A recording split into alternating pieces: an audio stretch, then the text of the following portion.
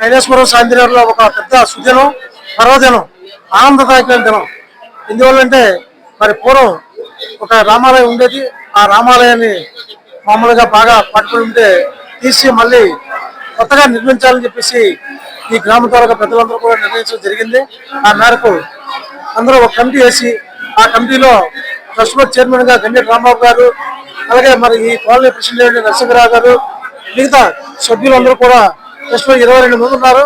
Trust సభ్యులందరూ కూడా వాళ్ళందరూ కూడా విరాట్ అంటే ఒక మనిషి 3 లక్షలు విరాళాలు ఇచ్చి, అలాగే ప్రతి ఒక్కరికి విరాళాలు సేకరించి సుమారు 2 కోట్ల రూపాయల ఈ ఆలయాన్ని నిర్మించడం జరిగింది. స్తంభానికి 5 లక్షల రూపాయలు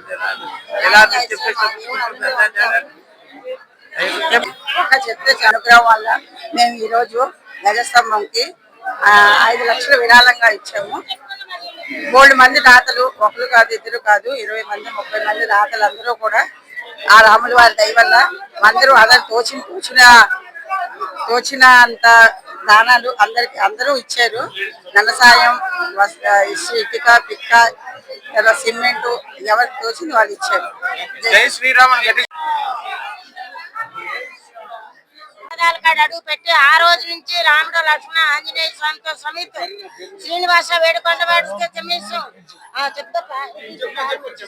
అందరం కలిసి, గ్రామస్తులందరం కలిసి పాత గుడి తీసి కొత్త గుడి కట్టుకుందామని ముందు ఆలోచించుకొని గ్రామానికి తెలియపరిచి ఆ సహకారంతో 23 ముందుకొచ్చారు. శాంతినగర్ లో ఇంతకు 40 ఇయర్స్ కిందన పాత దేవాలయం ఉంటుంది. అది బాగా పాడుపడడం వల్ల దాన్ని తీసి కొత్త దేవాలయం కట్టాలని సంకల్పంతో శాంతినగర్ లో ఉన్నటువంటి పెద్దలందరినీ సమూలమించి ఒక ట్రస్ట్ బోర్డుకి ఏర్పడి 23 మందిని కలిపి కూడా మనిషి 3 లక్షలు చొప్పున ఈ డబ్బులు వేసుకుని ఇంచుమించు సుమారుగా 2 కోట్ల రూపాయల కార్యక్రమాన్ని ఈ గుడిని నిర్వహిస్తున్నాను. పాడైపోయిన ఆలయ స్థానంలో జీర్ణోద్ధరణ కోసం పెద్దలందరూ, గ్రామ పెద్దలందరూ, శాంతినగర్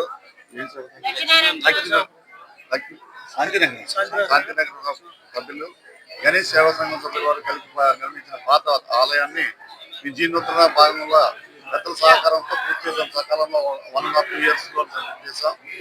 దాదాపు 2 కోట్ల రూపాయలు ఖర్చు పెట్టవలసి వచ్చింది. ఈ వినూత్నంగా సహాయాలు అందించారు శాంతినగర్ ప్రజలందరూ. వారందరికీ నాకు హృదయపూర్వక తెలియజేస్తున్నాను.